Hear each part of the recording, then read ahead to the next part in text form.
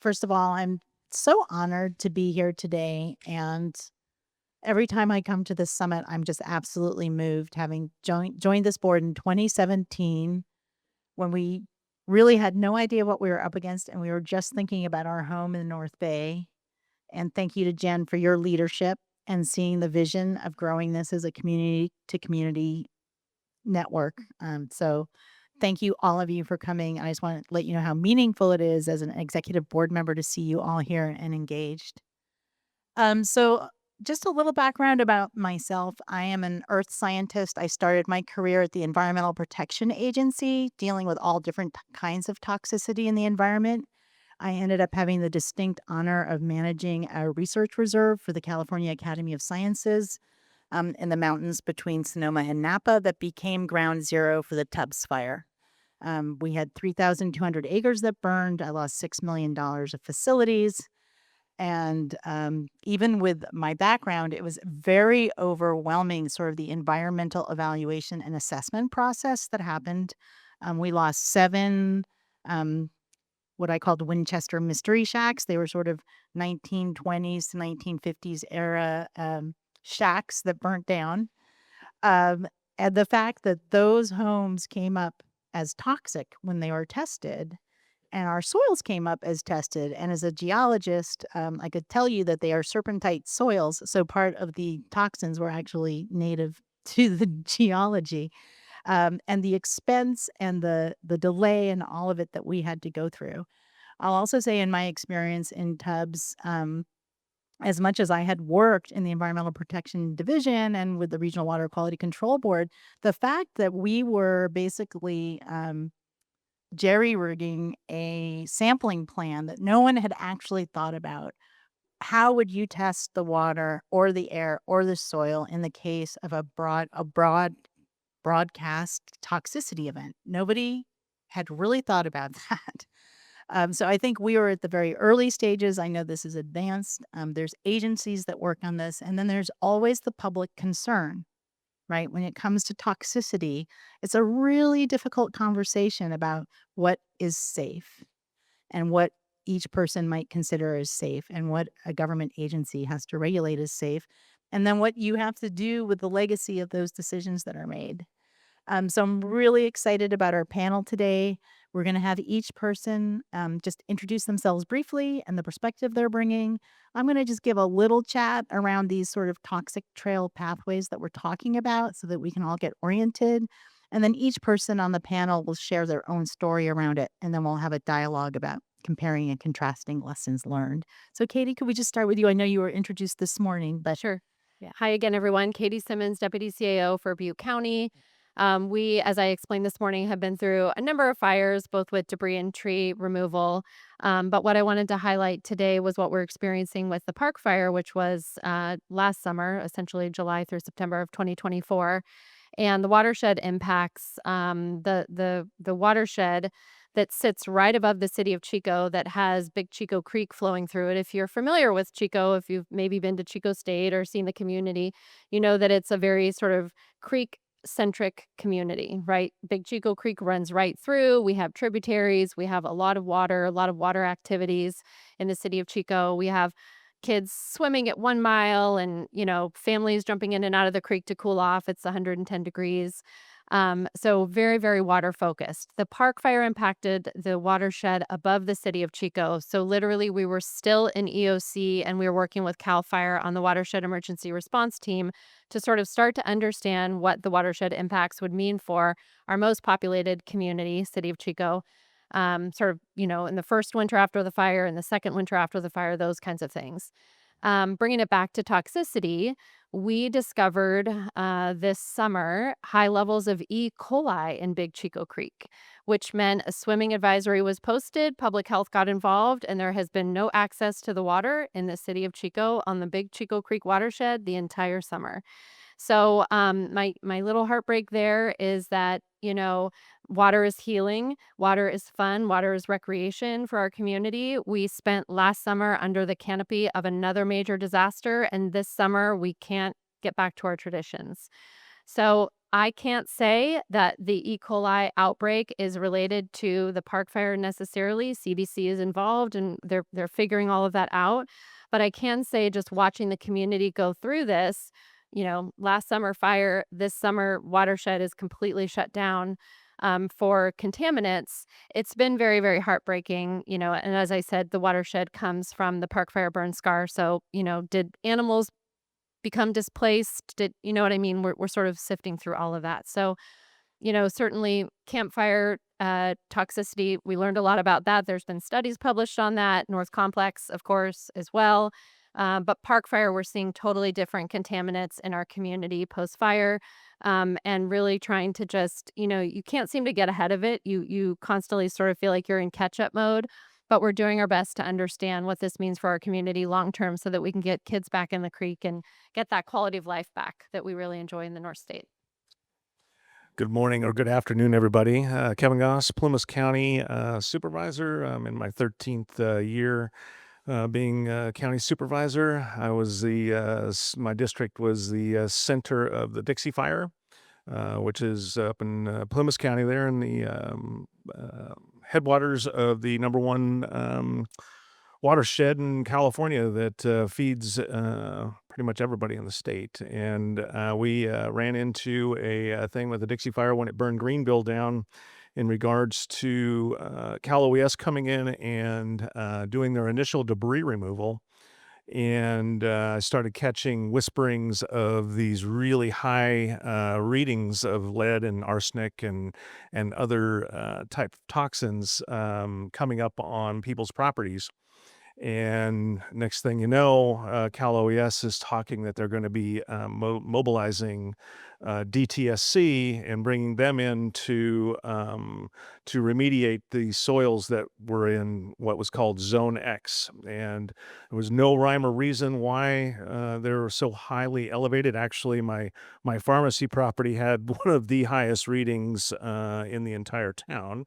But we needed to get those properties remediated, which number one meant another year setback in the rebuilding process because we up there get snow, and so we have a very short building season, and any kind of a setback is detrimental to that, and so that was huge. Also, you're going to be looking at deed restrictions going forward on these folks' properties, and when you show up and say, hey, we're the government, we're here to help, but here's a deed restriction on your property, and you're going to have a hard time selling this if you don't get this completely remediated. And to remediate these soils through the private company is astronomical to begin with. And so you've got to pretty much get forced into going with Cal Recycle through DTSC and going down that pathway, which, we did get most everything remediated, but there were pieces of property that did not get remediated for whatever reason, whether the property owner didn't want to deal with the government anymore or they just couldn't remediate it. So we have been creative and flexible with our property owners and taking which has really truly impacted our environmental health department. For a rural county such as Plumas, a population 17,000 people, our little environmental health department was just absolutely overwhelmed by this. And we did end up having to contract out for some services, especially the insurance recovery portion of it. But our environmental health department stepped up and said, you know what, we're going to take each one of these pieces of property one at a time, specific case to case, and we're going to talk to the property owner and see what we can do to come up with a resolution to remediate their soil, whether it's planting lawn, putting a driveway in, cap it with cement, move your garden above ground, whatever it is. And it really helped the public perception, and it helped me as a county supervisor to be able to talk with these folks and kind of ease their fear of the county, quote unquote, taking over their property. So I'm here to talk about that and answer any questions in regards to that. Hi, all. Sarah Ali. I'm the COO of the R&S Kayne Foundation, which is based in Los Angeles. We also have Philanthropy in Aotearoa in New Zealand. We're typically an economic empowerment funder. You heard my colleague Nina talk a little bit about that common thread yesterday about Bomber Group. We have historically funded in the post-secondary space, in workforce development, community health, the arts. But like many of our colleagues in our philanthropic peers, rather in Los Angeles, we felt really called to step in and activate our responsive grant making portfolio. So, with that said, I'm also the co founder of CAP LA, Community Action Project Los Angeles. And through CAP LA, we're working with multiple universities to do air, soil, and water testing. And very connected to everything that you've heard so far. We are in it. I shared with Katie a moment ago as JPG was talking about soil. We're going to talk about soil. I said, that's kind of a triggering word for me now. I dream of soil. I dream of air quality monitoring. I am really feeling it. So I just, with that said, also want to extend a tremendous amount of gratitude to the After the Fire team. You've heard this said over the last couple days, this is truly the worst club, but with the best people. And it feels that way. And another just note of appreciation, Jennifer said to me early on, I think the first meeting we met at CCF, you said something about, well, what then? If you're going to test, what then? And that's really where we are now in our work in LA, really thinking about now what, so what? We have a sense of what may be in the water, soil, and air, and we need to have a bigger conversation about remediation. So I'm hoping to share more about that today. Great, thank you. Well, let's dive into some of the questions you've had with your experiences. I mean, the first step, right, is this sort of assessment of, do you have a problem? And so I'm hearing a range of experiences. Like, to some extent, you're relying on Cal OES or the designated authority.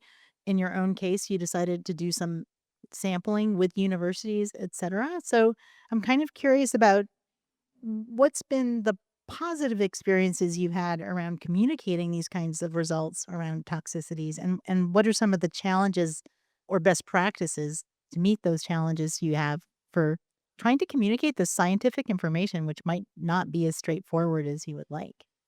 I'm kind of looking at you to start with because you're augmenting. Sure, I Well, can I can dive in. So I think on a positive, what I'm seeing, which is really incredible, is this unprecedented coordination of multiple universities, community-based organizations, people coming together in what is now a more coordinated way to integrate our work streams. So in addition to CAP LA playing an active role, we're also moving through an initiative called Consortium, and this includes support with our friends at Department of Angels, LA Fire Health Study, and USC Clean. And we are talking about ways that we can expand our soil testing efforts, the remediation work that needs to happen, as well as some linked scientific studies.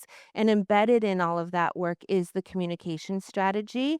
And earlier you heard from Patty at Post Fire.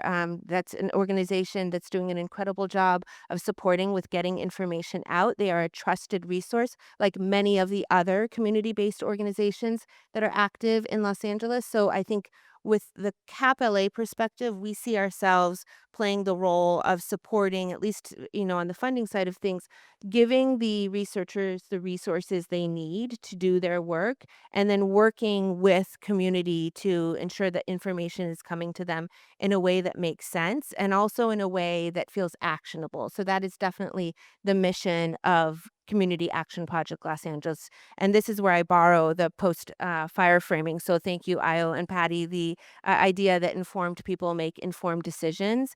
And that's where I think the communications piece is also incredibly important, so that you're not sifting through tons of reports and documents and 10 different websites, but really thinking about, is there from this point forward a single source of truth that's high confidence, that's reliable, that tells you what's going on, that helps you make the decisions you need to uh, review to get home?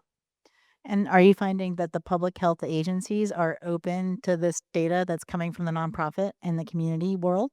I would would say yes. I'm saying yes because it's an interesting space to be in.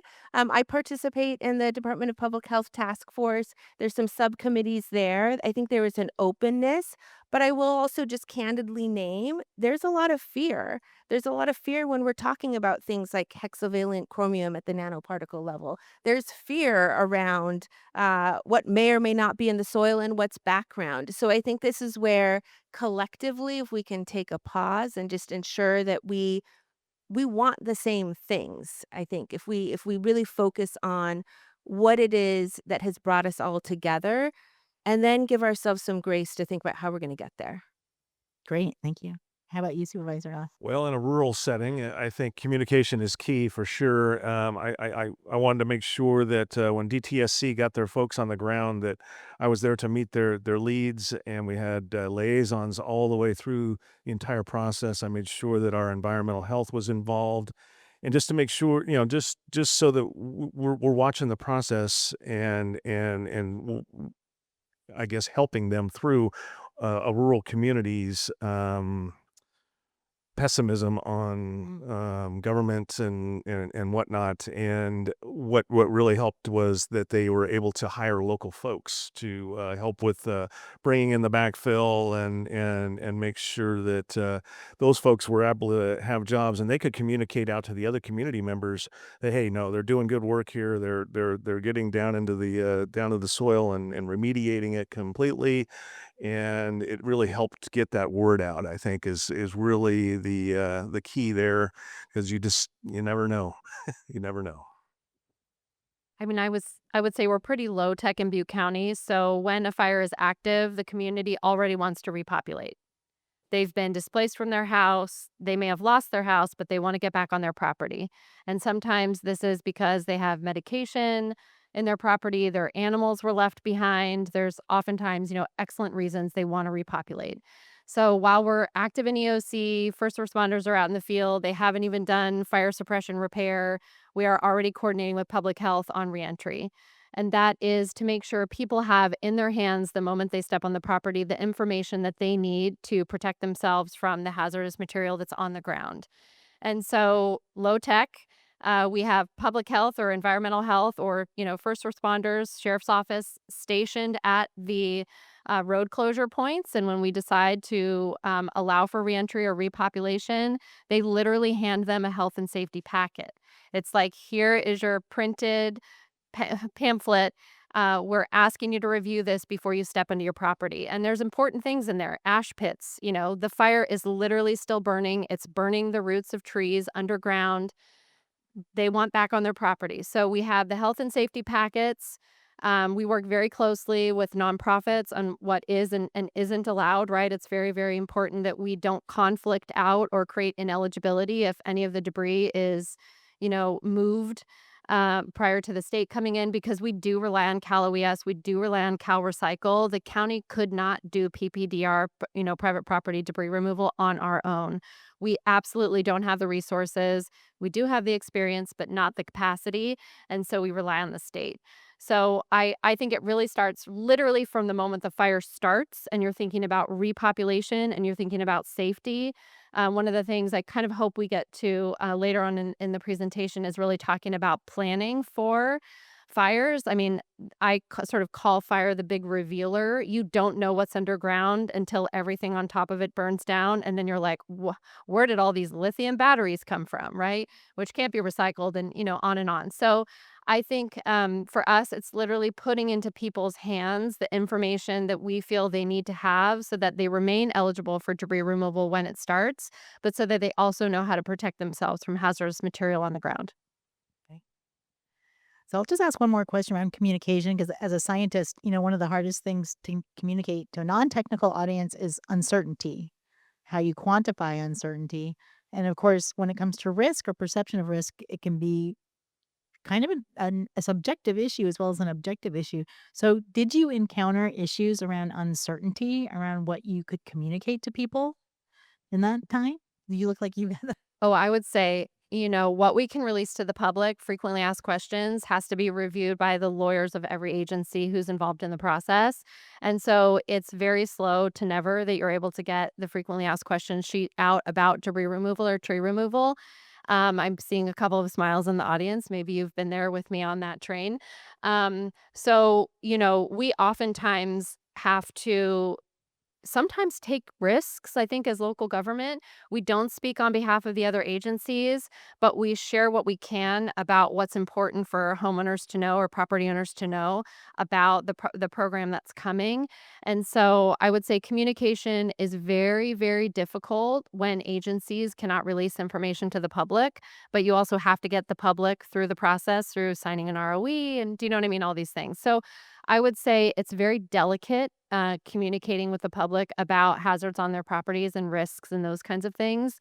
But we absolutely do literally everything that we can. And we advocate for good, obviously the best and highest information we can get out. And I'll say one more thing. Our community has been impacted by wildfire so many times. People are paying attention. So it almost doesn't matter how you try to send the message. It matters, are they listening? And so our community is super attuned. They receive the press releases from the Air Quality Management District and Public Health. They're aware of the toxins in the environment because we've been through this and we've talked about this so many times. So we think about redundancy in communication systems for sure so that we can get the information out as broadly as we can. But if people aren't paying attention, it's hard to get the message through. So takes a little bit of practice. But one of the things I think we do really well is communicate with our public because we're all on the same page. Yeah, 100%. I agree. The communication process for us was a lot of community meetings, town hall, and then over social media. But getting those ROEs signed, but then have those packets, really an idea. We did have something similar to that. But when we were allowing folks back onto their properties, especially in Zone X, we didn't realize what was going on in Zone X, and so we didn't, I don't think, properly arm our community members with the right gear to go into some of these really high level type of readings that we didn't know we were going to be getting. And so I think that was a lesson learned for sure that we're going to be taking a little bit more of a proactive and involve the lawyers, I guess, a little bit more too. But definitely a lesson learned in regards to you don't know what's exactly in that soil until you get some folks on the ground and start testing it. And so allowing residents back, I definitely want to do that. But what's it at the risk of? So. I agree with all of that. And to that end, that's one of our primary communication goals right now with the idea of expanding soil testing. So, right now, CAPLA is funded to do 3,400 properties split across the Eaton area and the Palisades. And we're actively seeking funding to expand that through the consortium vehicle that I spoke about, to Kevin's point, that part of the communication is helping people understand that what you find at one property may be different than what's happening right next door, and it could be connected to the fuel load or if there was a battery wall, that sort of thing. So helping people understand all of that has been critical. We're still very much in it. We also have lawyers who are looking at everything before we put it out on our website or share it with others.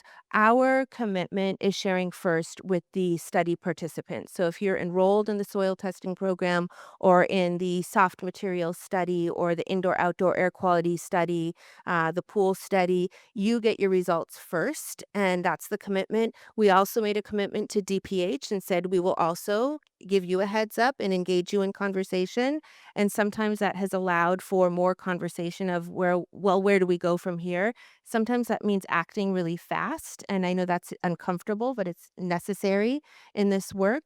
But we're still in it. And I would say one of the things that we are looking to do more of is the socialization of information so that when you do get your report, you can understand, well, why is it that CAP-LA's levels might look a little bit different? We follow a really stringent set of thresholds. So we're looking at Cal EPA for lead, Cal EPA for cadmium, Cal EPA for hexchrome, US EPA for everything else for CAM 17. So we do our best to try and explain that, and even backing up and explain, well, what is CAM 17? And it's been a learning for me. My background is poli-sci. I've told people I am not a scientist. Talk to me about strategy or resource stewardship in terms of philanthropy. I can support you. So it's been a quick sort of study and a beautiful opportunity to learn from people who are really dedicated to this work. But I will say it's sort of a departure from communication. But the other connection that's really important is just thinking about my own personal experience in community. I'm from Western Alaska. I live in LA, but I was born in Western Alaska. So my community right now, north of where I'm from, is facing the need to move because of climate change and addressing disaster. It's not necessarily contaminants, but it is the same kind of disaster. How do you coordinate? How do you respond? What's the role of government? What's the role of community? So that is deeply personal to me and my community. And it's an opportunity to think about what would I be looking for if I was still back home, and how can I be a good neighbor for where I live now? Real quick, Oh, just go ahead, Don. another real quick on Yeah. communications. One of the other challenging things that we ran into was one person's lot was completely toxic, and the person right next door was completely clean. And having those communications, having those conversations with those folks, and when the wind blows, and is it going to go over to their property, and so on and so forth, were really kind of challenging and difficult as well. I can imagine. Well, and I think Sarah's interesting. I mean, it's interesting that in some ways you're empowering the homeowner or the renter to know what the numbers are for their specific property, right? But then that creates a lot of engagement that's required, I imagine, to like engage with them just exactly about what you're talking about. Like if a government agency isn't making that call and they're sort of going to be empowered to make their own call, it still means a lot more information they need to try to decide what standard are they going to adopt, et cetera.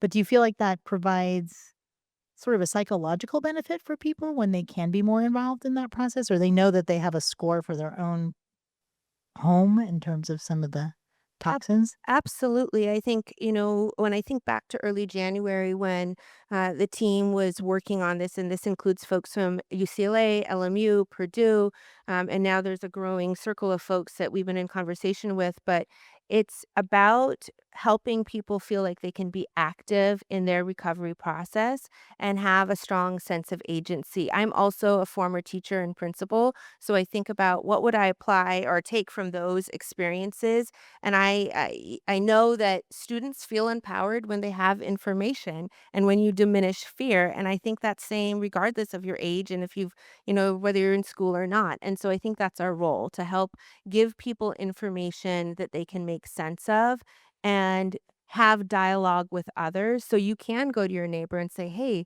this is what Capital A shared with me. What did you see? And have some conversation. And hopefully at this stage now, organize and think about how as we as a block now going to organize ourselves. What is remediation going to look like for us collectively? Because you're really dealing, I hear two things. One is, can I rebuild? How do I deal with my debris removal? How toxic is it? And then the other is, what's the impact to my health? What's coming from the air or coming in the water supply, et cetera? Well, let's shift to your question, Katie, about how we can think forward and the planning side of it. And one way we framed that in our pre-talk was like, what do you wish you had had as a community before you were facing this challenge? Or what planning processes might have empowered you to feel more to have a stronger foundation to respond to the crisis? So this is my observation, just sort of reading articles on recoveries in other communities and sort of going through our own experience, which is, know where your landfills are and know what your landfills can take and capacity of landfills and kind of contracts that are already in place. Because I sort of think that the last thing you might think about as a mitigation planner for reducing, risk for disaster is, intimate knowledge on your local landfill, but actually that's really, really critical information to have to empower you to make fast decisions, after disaster. So I think, it's looking at the entire structure of toxicity removal from burn scars or from disaster impacted areas and understanding like the many, many components that you need to make a program work. And oftentimes, I mean, in our cases, right, in small rural counties or, certainly in the North State, we're relying on the state agencies to come in and sort of have the answers for us. I guess I don't wanna say that because we are oftentimes trying to drive as many of those decisions as we can, but we do rely on the agencies to kind of help us walk through those decisions, and so I have seen, looking back on our recovery processes, things that I wish we had known going into them, right? And I think, landfills are a big question mark, understanding all of that, and then really understanding the pressures understandably the community is going to place on government to move quickly. One of our issues with Park Fire was we were not approved for private property debris removal for like 4 months after the disaster, which means we had to keep people off of their properties or, not even thinking about rebuilding until we could get up there with the state and remove their debris. With Campfire, PPDR was approved literally within hours or days, and the state was mobilizing. So there's inequity among fire survivors who are like, but they had their debris removed really quickly, and now mine's very slow. And for other smaller fires that impact, 25 structures or less, we had the Thompson fire in the city of Orville last year. They did not have a state-funded program, so we had to work with them through the alternative program with environmental health, which means they were responsible for removing their own debris and for remediating their soil and having it professionally tested and all of that. Because without that final sign-off, we cannot issue building permits. And so that is a huge barrier to reconstruction is getting that done. Can you give us a ballpark, like, price tag for that? That was you were saddled with? For the alternative For the program for Thompson, yeah. homeowners, I mean, It landed on the homeowner to cover all of those tens of expenses. thousands of dollars, right? So they are then, looking at their insurance proceeds and they're coming to the county and they're literally these fires are happening almost concurrently. And they're like, this fire survivor has Cal OES showing up on their property. My fire happened 2 weeks earlier. No one is showing up on my and to have to explain to them, you know what I mean? Because it didn't meet the threshold. I mean, so I said this morning sort of that, the inequity I think that's sort of built into the system because decisions are threshold based. It is very, very challenging to communicate from the public sector to the community why things are different and why they're not, equal among survivors. So I think that's a really big challenge. We have solutions to every problem, but we are not able to hand all of those solutions to every survivor.